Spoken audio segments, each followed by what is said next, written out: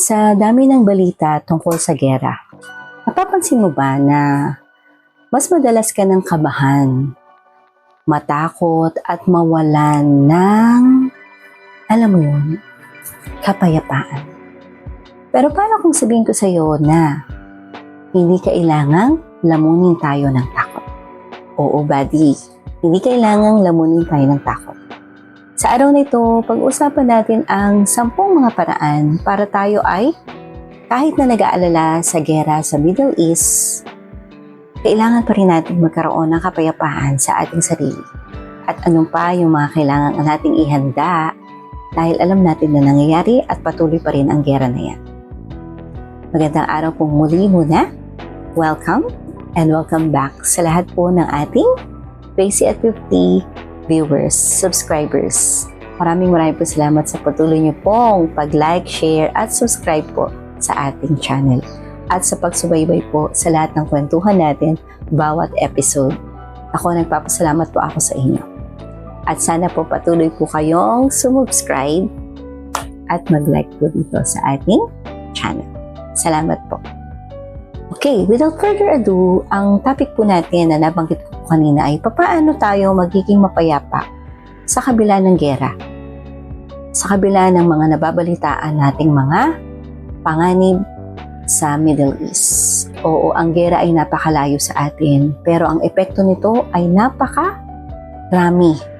Talagang damay-damay ang lahat, mula ulo hanggang apari, mula sa west hanggang east, mula sa north hanggang south ng buong mundo ay damay po sa giyera na yan. Kaya minsan, sana naiisip nila ano ba talaga ang pakinabang ng giyerang ito sa mga tao, lalo na sa mga inosenteng sibilyan, inosenteng mga tao na gusto lamang mabuhay ng tahimik, gusto lamang mangarap ng tahimik, gusto lamang na magtrabaho ng tahimik para maging mas maayos ang buhay. Hindi ba?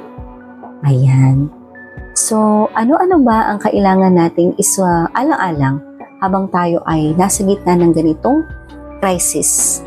Dahil hanggang ngayon, nagpapatuloy ito.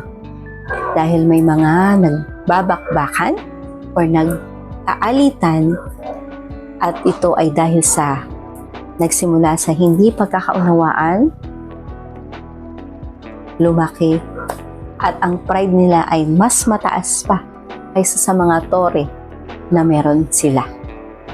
Oo, nagsisimula ang lahat ng to dahil sa pride. Okay, so number 1, kilalanin natin na normal ang takot. Pero hindi ito dapat mag-control sa'yo. Ayan. Oo, matakot tayo. Pero habang natatakot tayo, ano ba yung pwede natin gawin?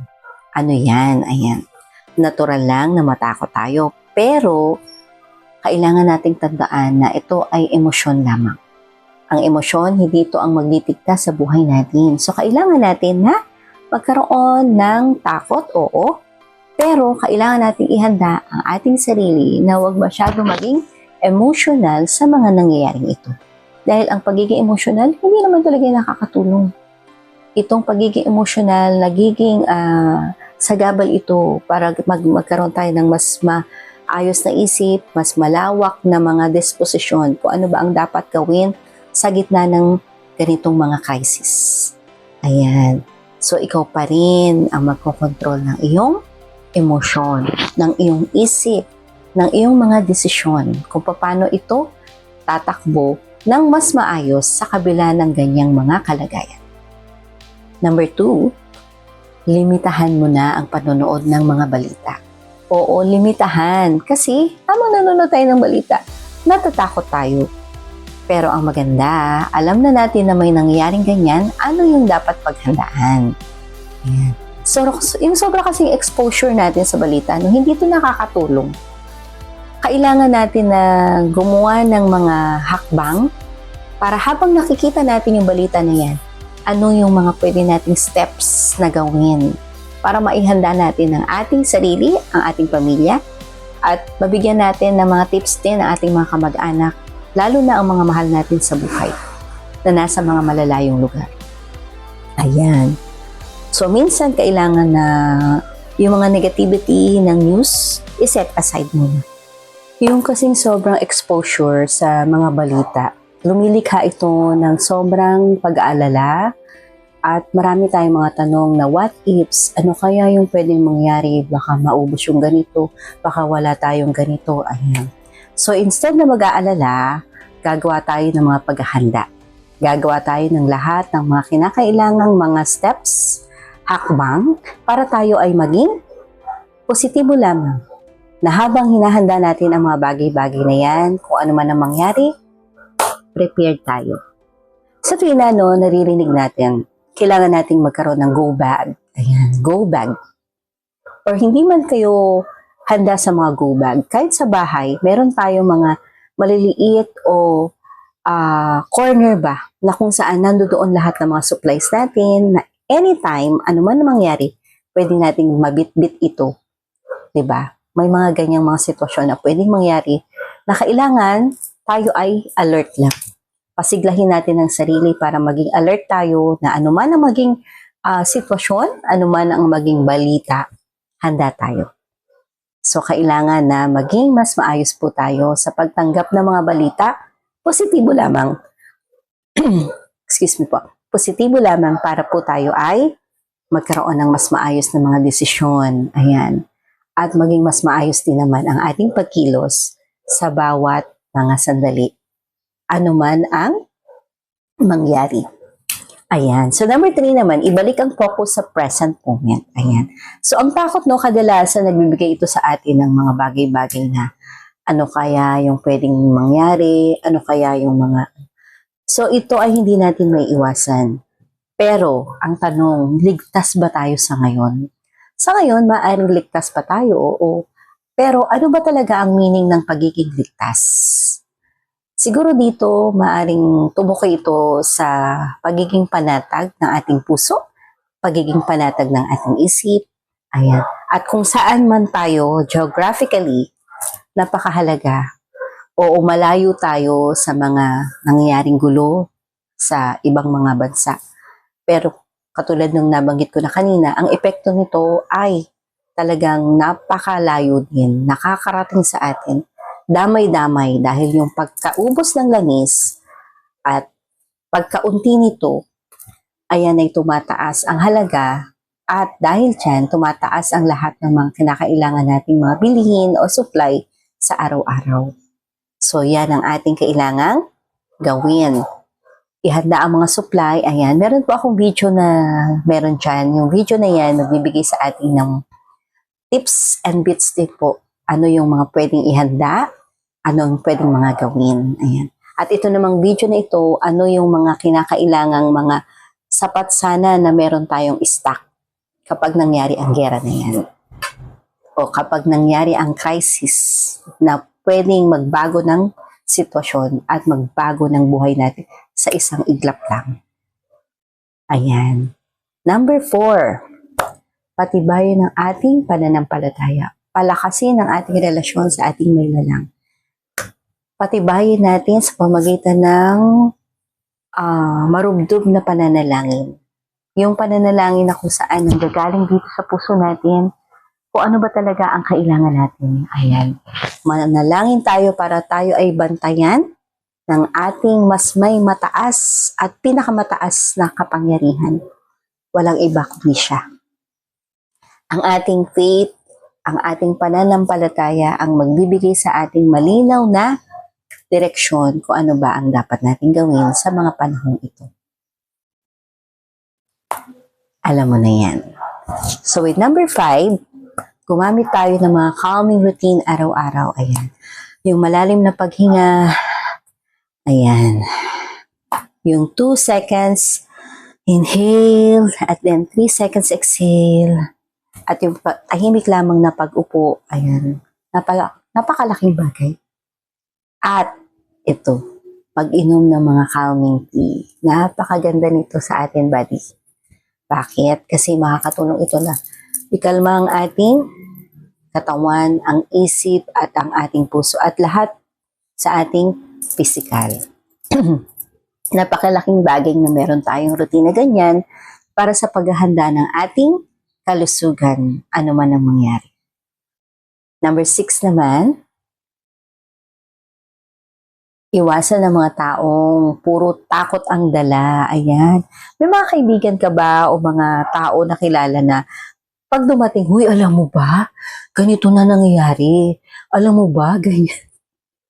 Yung minsan, imbes na tulungan ka o matulungan ka, di ba? Parang lalo kang, di ba to? Parang lalo akong natatakot dito. Yan. So, iwasan nyo yung mga taong yan na alam yung instead na patibayin ka, lalo kang tatakotin. So yan, yung mga taong na laging negative ang mga sinasabi, iwasan mo yan. Hindi yan makakatulong sa atin. So yan, proteksyonan ng iyong energy at hindi kailangang pahabain ng mga conversation na nakakatakot. Kailangan magpatibayat at itakbo ang balikat ng iyong mga mahal sa buhay. Kaya natin to. Kaya nating malampasan ito. At lilipas din ito, sabi nga. Anumang bagay, wala namang permanente. Kailangan nating tulungan ang ating sarili na isipin na ang lahat ng bagay nito ay lilipas din. Ayan. Number 7 naman, maghanda pero huwag magpanik. Ito no, maghanda pero huwag magpanik. Kailangan natin ng emergency kit. Ayan. Importante, emergency kit at mga dokumentong importante. Yan, iset aside na natin yan. I-secure na natin ang mga bagay na yan. At syempre, kailangan mong alam mo yung kalma ka lang habang ginagawa mo ang mga bagay na yan. Positibo ka lang habang ginagawa mo ang mga paghahanda na yan.